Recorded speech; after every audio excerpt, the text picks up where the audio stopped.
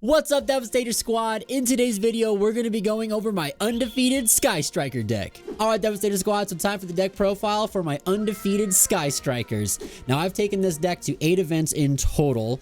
The list has changed a little bit over each of those events. I played 4 tournaments before the ban list, and then 4 tournaments after the ban list, and then 2 tournaments since Legacy of Destruction has come out. And I've gone X1 7 of those times and undefeated 1 time. So super excited with the results. The deck has been very, very good. It's got great matchups overall across the meta. Definitely leave a like on the video. Comment below if you want to see a more in-depth profile about how to play Sky Strikers. I'd be super excited for a chance to go ahead and do like a super in-depth video with you guys about, you know, more combinations, interactions, and stuff like that. But now, before we get into the deck profile, I want to give a quick announcement about our YouTube channel memberships. Starting this month, every single person who joins the channel memberships will receive a signed copy of Rescue Ferret as a thank you for your support. And furthermore, as you unlock the new badges for your anniversaries down the way, you'll unlock additional signed copies of rescue animals that I will send to you as a thank you. All you have to do to claim your signed card is make sure to join our Discord and send me a message so we can get it mailed out to you. Now enjoy the profile. We'll get started off with our monsters. There's only 4 of them. That's it. 3 Sky Striker Raised Rays and 1 Sky Striker Raised Rose. That's all you need. You don't need anything else.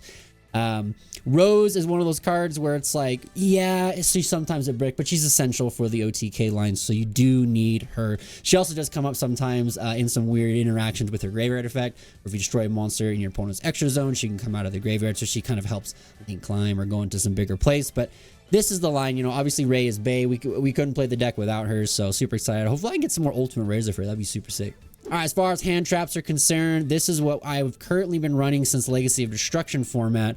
And this has been phenomenal. So we've got 3 Ash Blossom and Joy Springs, 3 Infinite Impermanents, 3 Droll and Lockbirds, and 3 Ghost Ogres and Snow Rabbits.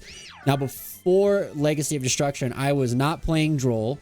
I was playing Veiler. And then I was not playing Ghost Ogre at all.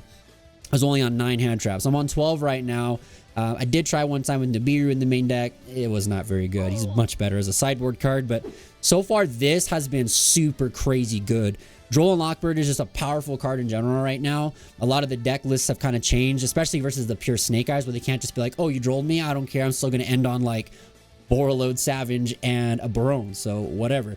Now they can't do that, right? So not having the ability to like recur some of their stuff when they're not able to search now for a weaker turn on the next turn is kind of a big deal. So a lot of the times when you droll them, they just kind of can make a mediocre board or just make an SP and pass, right? And that's not really that good against Sky Strikers. So this card has been super impactful. It's also really, really, really good against Tenpai. Ogre in general has just been powerful. Every time I see the card, I win the game.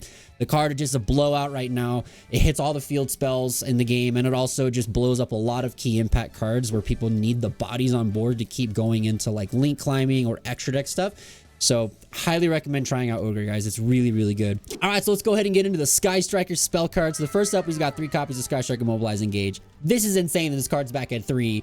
I've always wanted to play Sky Strikers at full power, almost full power. Let's get real. We'll never get Hornet Drones back at from 1, but 3 engage is just absolutely insane. Even when the deck just had the 2 before, you know, when I was playing at those other events with just 2 engage, it's insanely good. The deck was still really crazy, but adding that 3rd engage is a massive impact. Like, it's crazy at how much of a difference 1 card does in your engine, especially a card like this that's not once per turn, lets you search any card in your deck and you draw cards off of it. Like, it's just crazy strong. So many times I get like to use multiple engages in a turn. Sometimes I've gotten all 3 engages in 1 turn. My opponent just like loses it. All right, I've got 3, you know, the beautiful Mecha Widow Anchor. This card's amazing. It's a negate. It's an enemy controller. Just so many great applications with the card.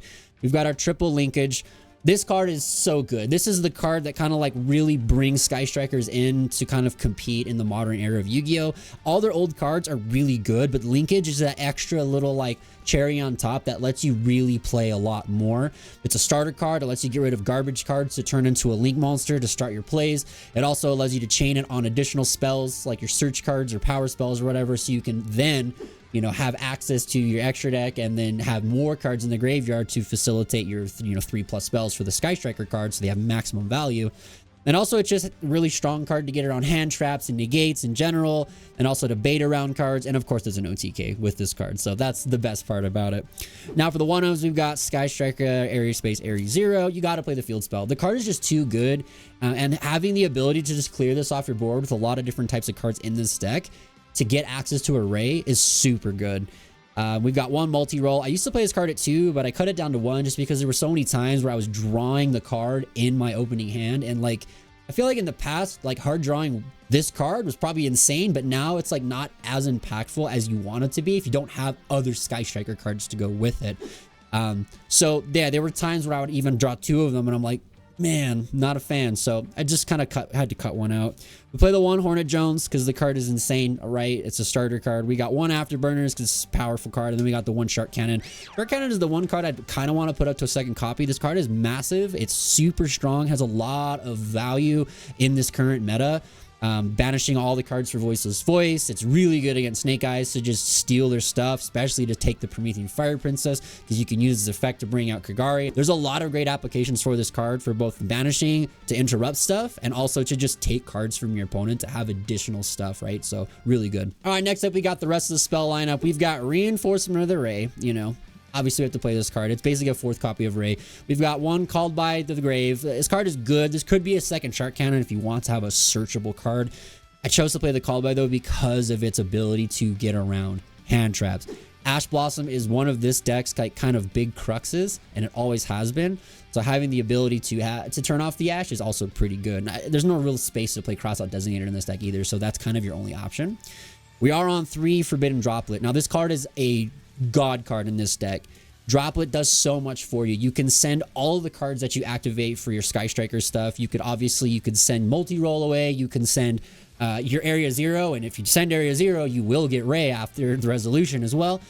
This card is insane. Like being able to just like trigger stuff, like activating like Widow Anchors to try and force negates and then droplet them, and you still get to like negate their board and then steal monsters. Insane. Super good. Now for the rest of the spells, we are on Triple Tactics Thrust. Now I was playing 3 copies of this card. I don't really think 3 is mandatory or required. You absolutely need to play this card though in this deck.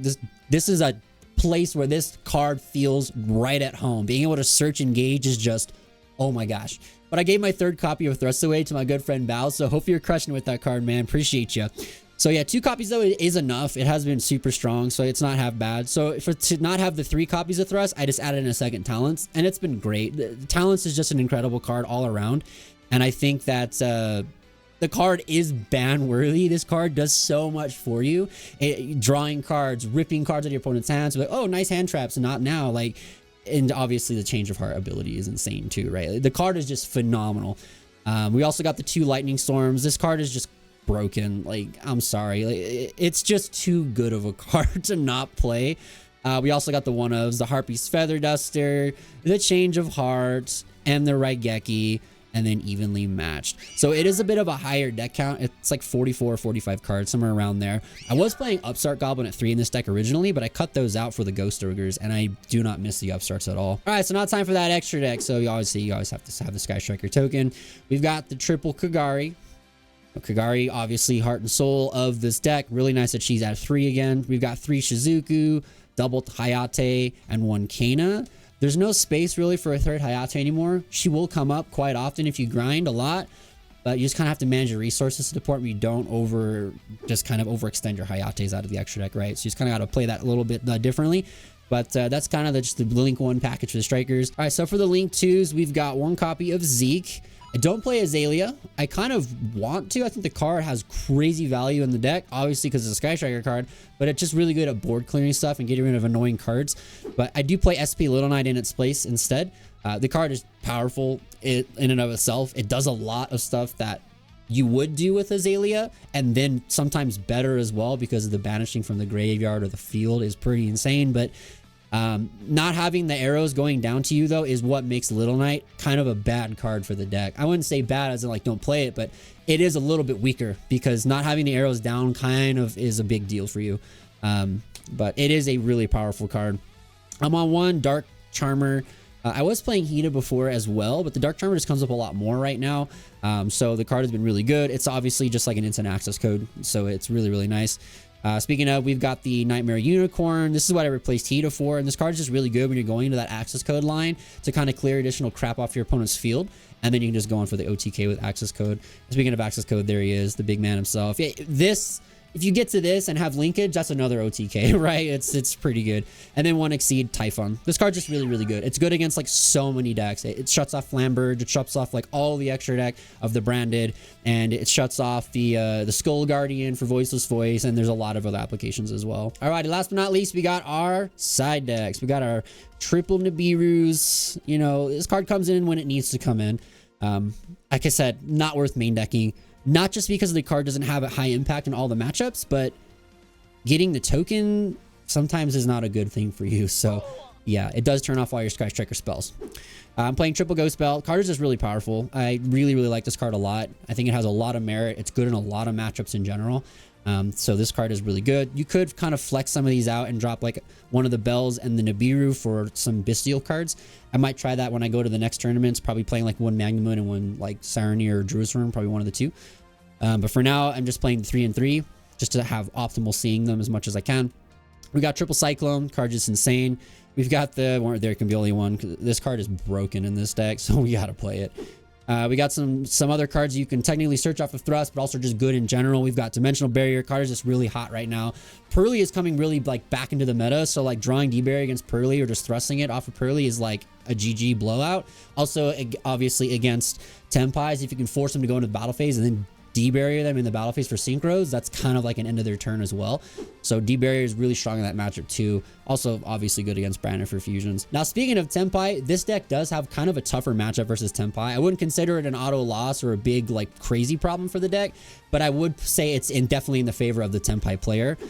So in order to kind of help with some of the Tenpai stuff, I am choosing to play 2 copies of Waboku and 1 Threatening Roar. These are both cards that you can search off of Thrust, right? They can Heat Wave you or just like not do anything. And then if they interrupt anything with a hand trap, you can just search into Waboku or T-Roar. And then you can obviously hard draw one or the other. And they're just great to kind of continue the game going on because obviously you're probably not going to be able to win right away on that turn. If they pass, they typically have hand traps, Bestials or whatever, right? So, but these cards have been really, really effective. When I first played against Tenpai, I didn't have those in the side deck because I wasn't ready for the deck. But now that I've had these in, the Tenpai matches I've played, I have beat them both 2-0.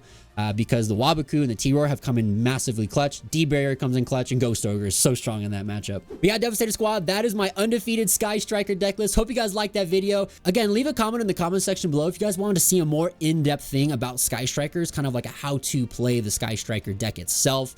Kind of showcasing some of the combos, some of the lines and card choices and so on. I want to give a huge shout out to all the members of our rescue squad. You guys are absolutely amazing, and a big shout out to all the members of the Patreon. You guys are so amazing. I could not do the content on the channel without the patrons and the rescue squad members, so thank you guys so much for all that you do. And I want to give a huge big special shout out to our King of Games, Dogma and Captain Leif, and the one and only Austin Winch, Obliterate. I want to give a huge big special shout out to all of our Kings of D, Austin Winch, Condor FJ, It's Coops, SO Spartan, Severus, Silvario, Rogue 24, and most importantly, my mom. Mom, I love you so much. Thank you so much for being one of our Kings of Devastation. Devastators, I can't wait to see you guys in the next videos to come. And until then, stay awesome.